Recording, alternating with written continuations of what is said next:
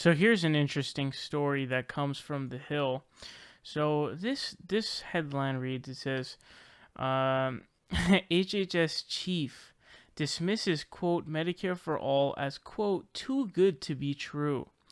Now, The Hill says the Trump administration's top health official on Thursday dismissed Medicare for all as a promise that's too good to be true. Quote, when you drill down into the details, it's clear that Medicare for all is a misnomer. What's really being proposed is a single government system for every American that won't resemble Medicare at all. Azar said embracing Medicare for all would mean ignoring the mistakes of Obamacare, which he called a failure. Quote, the main thrust of Medicare for all is giving you a new government plan and taking away your other choices. This is not the first time a top official at the Department of Health and Human Services has tried to discredit the idea of Medicare for all.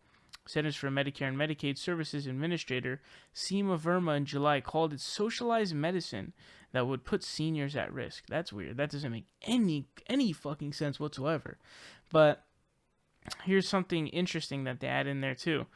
They say, aside from attacking Medicare for all, Azar in his speech praised President Trump as a better steward of Obamacare than former President Obama ever was. Quote, the president, who was supposedly trying to sabotage the Affordable Care Act, has proven better at managing it than the president who wrote the law. So that is one of the stupidest things I've ever heard in my entire life. Because, well, first of all, what it proves is that this dude who is the Health and Human Services Secretary is a right-wing lunatic who has been drinking insane amounts of conservative Kool-Aid. And this guy's fucking... He's an insane person, and it's scary when the people who are, appointed to these positions like Health and Human Services, and like they just talked about, the Medicare and Medicaid Services Administrator, calling it socialized medicine that would put seniors at risk. First of all, quite clearly, they're people who don't know what the fuck they're talking about. That's quite clearly what they are. Like the person who said that it would put seniors at risk, socialized medicine. So you've got people who don't know what the fuck they're talking about. They're just smear merchants about what's going to happen. And they're clearly people who are attempting to undercut the very thing that they're appointed to. So, like, for example, this Medicare and Medicaid Services Administrator is trying to undercut the potential of Medicare and Medicaid, which is insanity. That's scary. That's something that's scary to me. But here's something interesting. So, The Hill, shout out to The Hill for doing this. They did something really good here, and I'm going to read it to you. So, it goes on saying, he said premiums have been decreasing and there are more plans available for consumers to choose from on-state exchanges. According to Azar, premiums for the typical Obamacare plan will decrease in 2019 by an average of 2% nationwide. But insurance experts say the main reason premiums are either stable or decreasing this year is because they were so high in 2018.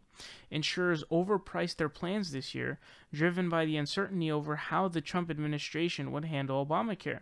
In addition, studies have shown that premiums would also be decreasing much more if not for Trump administration policies like the elimination of the individual mandate penalty and expansion of short-term plans. So this is hilarious. The idea that removing the individual mandate would somehow actually the individual mandate repeal, and when they decided to halt the funding that they gave to the insurance companies in order to keep the low earning people on those plans to be able to subsidize them. How would halting those actually lower the premiums? In what weird fucking way do you believe that taking away money that would go towards funding those people, how would that on planet Earth lower? How would that lower premiums? That doesn't even pass the basic boneheaded test. But I want to say shout out to The Hill for actually fact checking and actually putting correct shit. This is something that should be the standard for journalistic endeavors, and so I'm glad that he'll put that in there. I wanted to make that very clear. But again, this guy is clearly just an insane guy. When you drill down into the details, it's clear that Medicare for all is a misnomer. What does that even mean, a misnomer?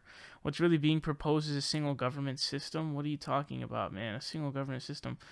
Again, it's going to be it's going to give everyone Medicare, which is an insurance plan, and then you go to whatever doctor and you give them your insurance. And the insurance is something that, in Canada they have a similar plan, but 83% of their healthcare is privately delivered. So this idea that it's some nationalized system, and also there's going to be a supplemental care that you can purchase with getting that. So this is something that I find to be extremely, extremely hilarious. And again, every other modern industrialized nation actually has one form of single payer or another. So the idea that it's a misnomer, it's outlandish, or it doesn't work is an asinine idea altogether.